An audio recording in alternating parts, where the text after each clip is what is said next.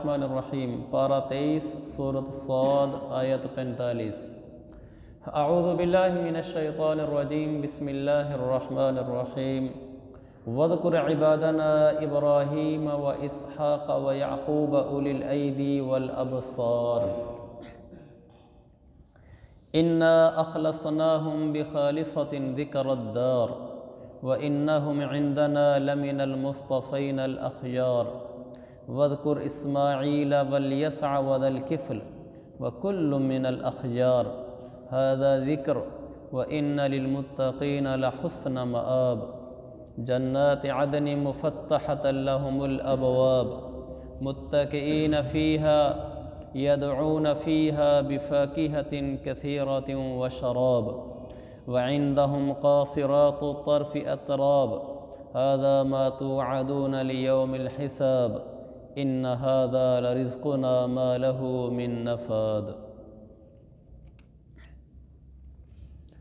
اللہ تعالیٰ نے فرمایا اور ہمارے بندوں ابراہیم، اسحاق اور یعقوب کو یاد کرو جو نیک عمل کرنے والے ہاتھ اور دیکھنے والی آنکھیں رکھتے تھے۔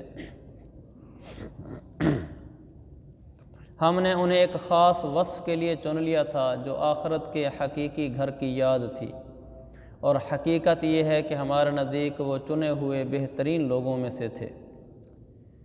اللہ تعالیٰ نے اپنے نیک بندوں انبیاء علیہم الصلوات والتسلیمات کا بیان فرمایا ہے۔ اللہ فرماتا ہے ابراہیم، اسحاق اور یعقوب علیہم السلام، ان کی زندگیاں دیکھو، یہ کیسے لوگ تھے۔ اللہ نے خود فرمایا ان کے نیک عمل کرنے والے ہاتھ اور دیکھنے والی آنکھیں تھیں۔ ہاتھ سے وہ کام کرتے تھے جس سے رب راضی ہو، آنکھوں سے وہ دیکھتے تھے جس سے رب راضی ہو۔ آنکھیں اور ہاتھ تو سب کو دیے ہوئے ہیں، لیکن ان کا ملنا، اس کی حقیقی شکر گزاری یہ ہے کہ ان آنکھوں اور ہاتھوں اور دوسرے اعضائے بدن کو وہاں استعمال کیا جائے جہاں اللہ چاہتا ہے۔ تو انبیاء کی یہ خصوصی صفت تھی کہ وہ اپنے اعضاء کو 100% اللہ کی رضا میں استعمال کرتے تھے۔ جب آدمی اللہ کا ہو جاتا ہے، اپنے اعمال کو، اپنے اعضاء کو اللہ کے لیے وقف کر دیتا ہے، پھر اللہ اس کا ہو جاتا ہے۔ یہ زندگیاں اللہ میں سمجھا دے۔ ہم اب تک یہ سمجھ رہے ہیں کہ اگر میں شریعت سے ہٹ کر چلوں گا تو پھر میری زندگی ذرا سکھی چلے گی، یعنی اگر میں بالکل ہی مولوی بن گیا نا تو پھر زندگی پوری سکھی نہیں ہوگی، پھر میرے اوپر پابندیاں ہوں گی شریعت کی طرف سے، پھر کاروبار میں بہت ساری باتیں مجھے چھوڑنی پڑیں گی، نفع آ رہا ہوگا مجھے چھوڑنا پڑے گا کیونکہ مولوی جو بن گیا ہوں، اس لیے زندگی ذرا صحیح نہیں ہوگی۔ حالانکہ یہ 100% جھوٹ ہے۔ زندگی صحیح تب ہوگی جب 100% ہم شریعت کے پابند ہو جائیں گے۔ اب زندگی کا سکون شروع ہوگا، اب رزق کی برکتیں شروع ہوں گی، اب دنیا کی کامیابی شروع ہوگی، آخرت کی تو ہے ہی ہے۔ ہمیں ان باتوں پر یقین رکھنا چاہیے کہ جو آدمی شریعت کا اور اللہ کا ہو جاتا ہے، اللہ اس کی دنیا بھی اچھی بناتا ہے، دنیا بھی۔ حدیث میں نبی اس جمعے میں بھی سنی تھی، اللہ فرماتا ہے تفرغ لعبادتی، میرا بندہ اپنے آپ کو میری عبادت کے لیے فارغ تو کر، میری طرف آ تو صحیح، میری عبادت کے مطابق زندگی گزار تو صحیح، پھر دیکھ میں کیا کرتا ہوں۔ ہم کہتے نہیں ہم پوری طرح عبادت کے لیے فارغ نہیں ہو سکتے، اس لیے کہ اگر پورے مولوی بن گئے تو پھر ہماری جو روزی چل رہی ہے یہ بھی متاثر ہو جائے گی۔ یہ بظاہر متاثر ہوگی لیکن حقیقت میں یہ برکتوں والی ہوگی۔ زندگی میں بظاہر قید و بند، پریشانیاں، جکڑ بندی، شریعت کی پابندیاں محسوس ہوں گی، لیکن حقیقت میں آزادی اسی وقت ملے گی جب ہم شریعت کے پابند ہو جائیں گے۔ اللہ تعالیٰ فرماتا ہے یا ابن آدم تفرغ لعبادتی، میرا بندہ تو میری عبادت کے لیے فارغ ہو جا۔ پھر کیا کروں گا میں؟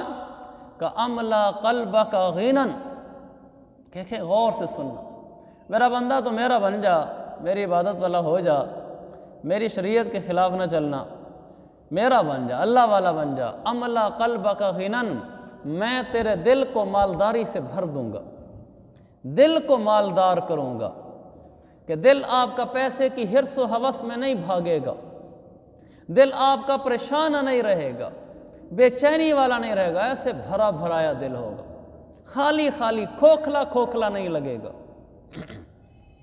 دوسرا، واضح بات ہے، دل کا بھر جانا تو کافی نہیں ہے، ہاتھ بھی تو بھرنے چاہیے۔ دل بھرا ہو اور ہاتھ خالی ہو تو تھوڑا سا ایمان کمزور ہے۔ آگے کیا فرمایا میرے رب نے؟ کہا وَأَمْلَأْ يَدَيْكَ رِزْقًا، اور میں لفظی ترجمہ کر رہا ہوں، اپنی طرف سے کمی بیشی پہ نہیں۔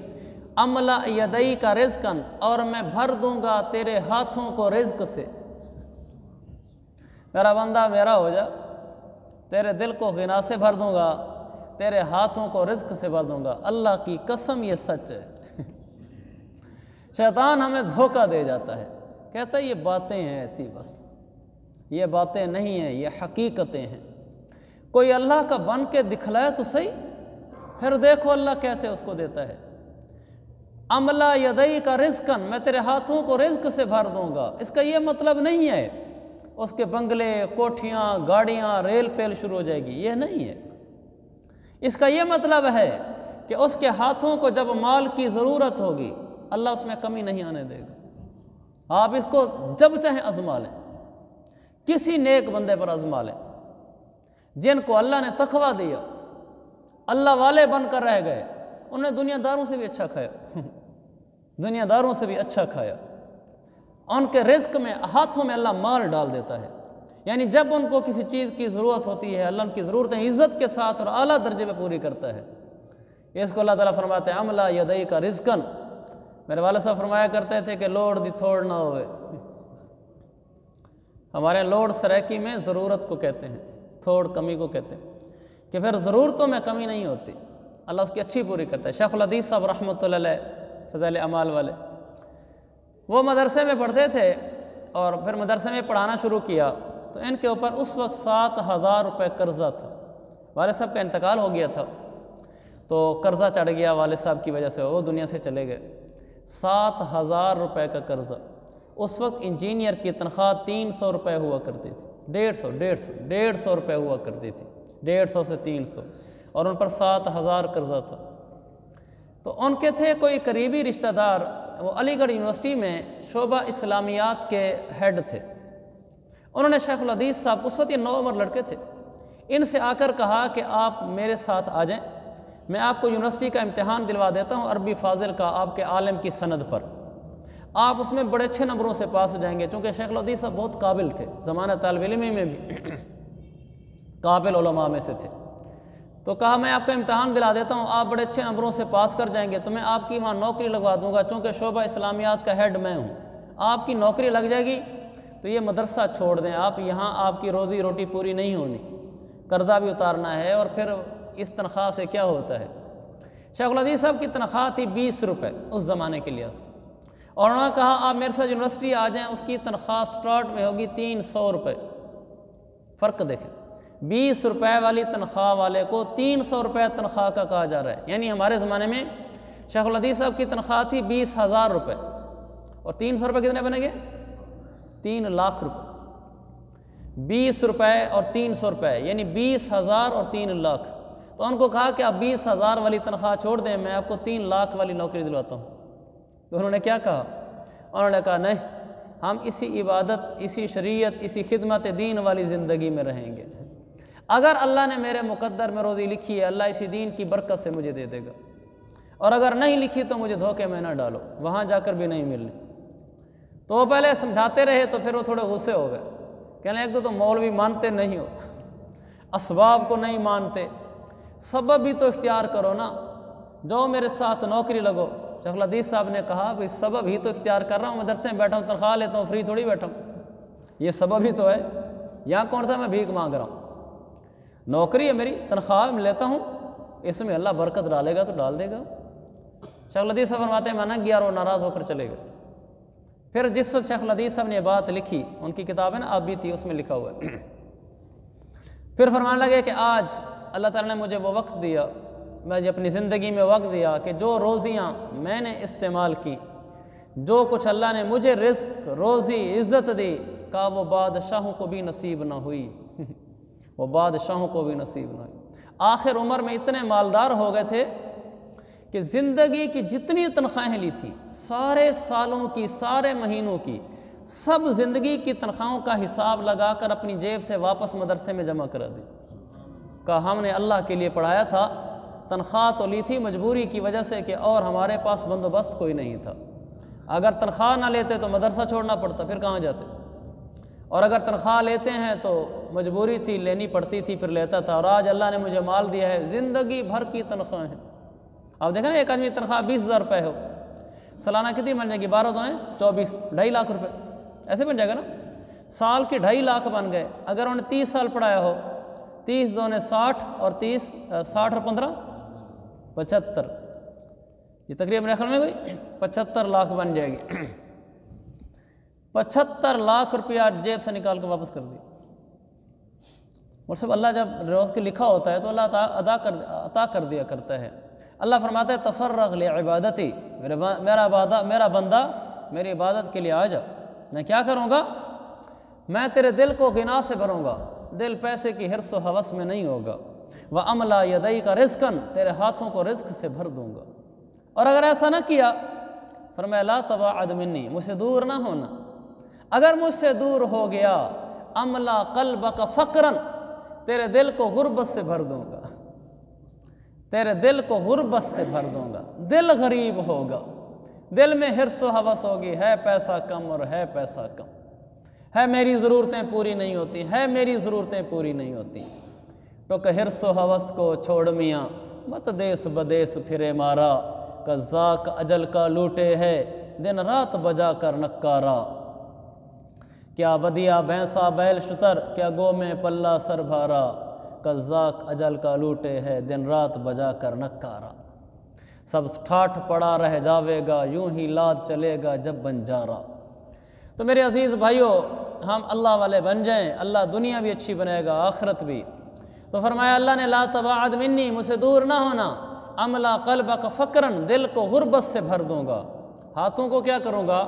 یہ نہیں کہا کہ ہاتھوں کو غربت سے بھر دوں گا، کہ املا یدیک شغلاً، تیرے ہاتھوں کو مصروفیت سے بھر دوں گا۔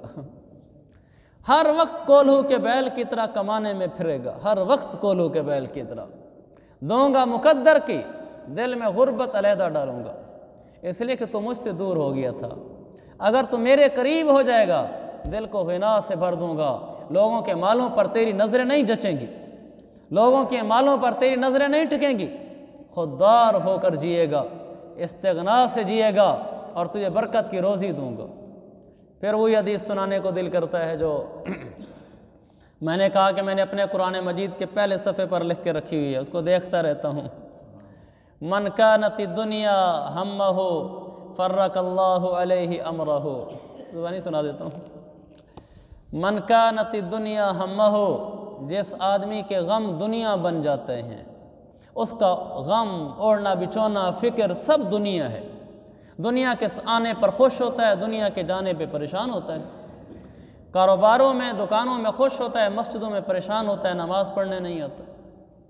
دنیا ہی اس کو سب کچھ نظر آتی ہے۔ اولاد کو دین سے اس لیے دور کرتا ہے، مولوی بنائے تو روٹی کہاں سے کھائیں گے، اس کے آگے پیچھے دنیا گھومتی ہے۔ بہنوں کو جائیدادیں اس لیے نہیں دیتا کہ اگر ان کو دے دیا تو میں کیا کھاؤں گا۔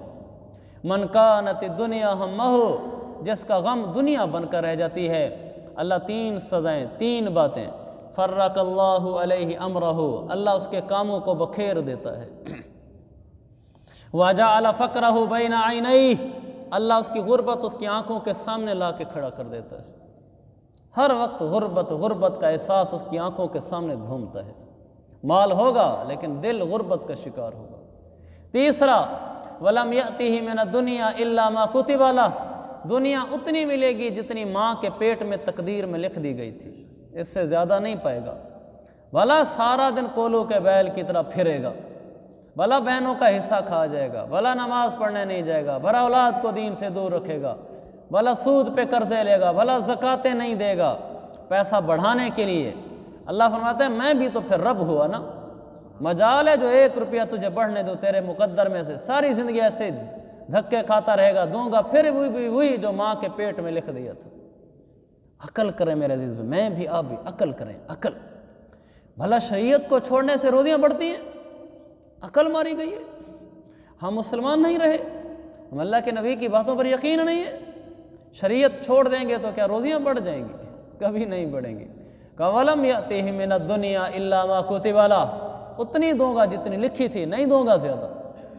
دوسرا پہلو، وَمَنْ كَانَتِ الْآخِرَةُ نِيَّتَهُ، جس کے غم آخرت ہوں، جس کی نیتیں آخرت کی ہوں، جس کی زندگی کا رخ آخرت کی بنیاد پہ ہو رہا ہو، آخرت کی بنیاد پہ عمل کرتا ہو، آخرت کی بنیاد پہ تجارت کرتا ہو، آخرت کی بنیاد پہ حج عمرے کرتا ہو، آخرت کی بنیاد پر لوگوں سے ملتا جلتا ہو، آخرت کی بنیاد پر زندگی کا ہر قدم اٹھاتا ہو کہ کہیں میری آخرت تو خراب نہیں ہو رہی، آخرت تو خراب نہیں ہو رہی، بس آخرت کے پیچھے دیوانہ ہو جاتا ہو۔ من کانت الآخرۃ نیتہ، قربان جائے یا رسول اللہ، واللہ بڑے محسن تھے ہمارے، ایسی ہستی تو بس کچھ بھی نہیں کہہ سکتے۔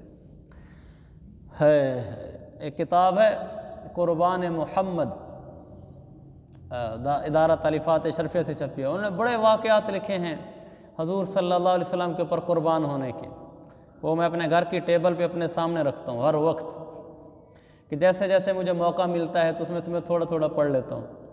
بہت ایمان افروز ہے، جس کی جان حضور پہ لگ جائے اس سے بڑی کوئی جان نہیں ہے، سینے میں عشق مصطفیٰ بھر جائے اس سے بڑا کوئی سینہ نہیں ہے۔ تو اللہ کے پیارے نبی صلی اللہ علیہ وسلم نے فرمایا، آپ نے فرمایا، من کانت الآخرۃ نیتہ، جس کی نیت میں آخرت بستی ہو، اسی کی بنیاد پر جیتا مرتا ہو، تو پھر کیا ہوگا؟ جمع اللہ لہ امرہ، اللہ اس کے کاموں کو سمیٹ دیتا ہے، کام نہیں بکھیرتا، بکھیڑوں میں نہیں ڈالتا، اور جعل غناہ فی قلبہ، اللہ اس کے سینے کو غنا سے، مالداری سے بھر دیتا ہے، اس کا سینہ مالدار ہو جاتا ہے، حرص و ہوس، پریشانی، بے چینی، ہو یہ اس کے دنیا میں اس کا کہیں ڈیرا نہیں ہوتا۔ تیسرا فرمایا اتتہ دنیا وہی راغمہ، دنیا ذلیل ہو کر قدموں میں گرتی ہے، دنیا ذلیل ہو کر قدموں میں گرتی ہے۔ یہ حق ہے، یہ سچ ہے، یہ حق ہے، یہ سچ ہے۔ میرے عزیز بھائیوں، اگر میں اور آپ آخرت والے بن گئے، دنیا بھی ہماری ہے، آخرت بھی ہماری ہے۔ اگر ہم دنیا والے بن گئے، اللہ کو ناراض کر کے زندگیاں گزارنا شروع کی، تو خدا ہی ملا نہ وصال صنم، نہ ادھر کے رہے نہ ادھر کے رہے، دنیا بھی گئی اور آخرت بھی گئی، کچھ نہ ملا۔ اللہ تعالیٰ فرماتا ہے میرا بندہ، ان وجدتنی وجدت کل شیء، اگر تجھے میں مل گیا تجھے سب کچھ مل گیا، وَإِن فَقَدتَنِي فَقَدتَ كُلَّ شَيْءٍ، اور اگر تجھے میں نہ ملا تجھے کچھ نہ ملا، وَأَنَا خَيْرٌ لَكَ مِن كُلِّ شَيْءٍ، سن تیرے لیے میں سب سے بہتر ہوں، مجھے پالے، مجھے پالے۔ اگر میں تجھے مل گیا تجھے سب کچھ مل گیا، جس کا رب اس کا سب، جس کا رب اس کا سب، سب کچھ اسی کا ہو جاتا ہے۔ ہم رب کو اپنا بنا لیں، رب کو اپنا بنا لیں، اس کو ناراض نہ کریں۔ اللہ کیسے اپنے بندوں کا کہتا ہے، وَاذْكُرْ عِبَادَنَا إِبْرَاهِيمَ وَإِسْحَاقَ وَيَعْقُوبَ، میرے بندے تھے ابراہیم، اسحاق، یعقوب، میرے نیکیوں والے ان کے ہاتھ تھے، نیکیوں والے ان کی آنکھیں تھیں۔ اِنَّا أَخْلَصْنَاهُمْ بِخَالِصَةٍ ذِكْرَ الدَّارِ، ہم نے انہیں یہ وصف دیا تھا کہ وہ آخرت کی یاد میں گم رہتے تھے، وہ آخرت والے تھے۔ اللہ نے یہ نہیں فرمایا کہ بڑے عہدے والے تھے، کہ آخرت والے تھے۔ اور یہ بات حقیقت ہے کہ ہمارے نزدیک ہمارے چنے ہوئے بہترین لوگوں میں سے تھے۔ جو آدمی نیک بن جاتا ہے وہ اللہ کا چنا ہوا بندہ ہو جاتا ہے۔ آگے کا وَاذْكُرْ إِسْمَاعِيلَ وَالْيَسَعَ وَذَا الْكِفْلِ، اسماعیل کو یاد کرو، الیسع کو یاد کرو، ذو الکفل کو یاد کرو، یہ بھی انبیاء تھے۔ کل من الاخیار، یہ سب ہمارے بہترین لوگ تھے۔ ھذا ذکر، یہ نصیحت کا پیغام ہے۔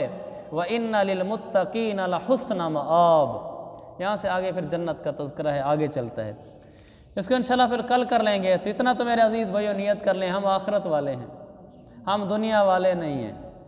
ہم آخرت کے ہیں، ہم دنیا کے نہیں ہیں، ہم ماں باپ کے بھی نہیں ہیں، ہم بہن بھائیوں کے بھی نہیں ہیں، ہم بچوں کے بھی نہیں ہیں، ہم اپنے بھی نہیں ہیں، ہم اللہ رسول کے ہیں۔ جو اللہ رسول ہمیں کہے گا ہم وہ کریں گے۔ اگر اللہ رسول ہمیں کچھ کہے گا اور ماں باپ کچھ کہیں گے تو ہم ماں باپ سے بھی معذرت کر لیں گے، ہم کہیں گے ہم آپ کے نہیں ہیں، ہم اللہ رسول کے ہیں۔ ہمارے بچے فرمائشیں کریں گے، اللہ رسول روکے گا، ہم بچوں کی محبت اور ممتا اور باپ کی پدرانہ شفقت اس کو بھی دو پہ لگا دیں گے، اللہ رسول کی بات کو پیچھے نہیں کریں گے۔ اللہ رسول ہمیں کچھ کہیں گے وہ خود ہماری چاہت کے خلاف ہوگا، ہم اپنی چاہتوں پہ چھری پھیر دیں گے، ہم اللہ رسول کو ناراض نہیں کریں گے۔ انشاءاللہ یہ زندگی مل گئی تو بہت سودا سستا رہا، دنیا بھی پھر انشاءاللہ ہماری ہے، آخرت بھی ہماری ہے۔ جزاکم اللہ۔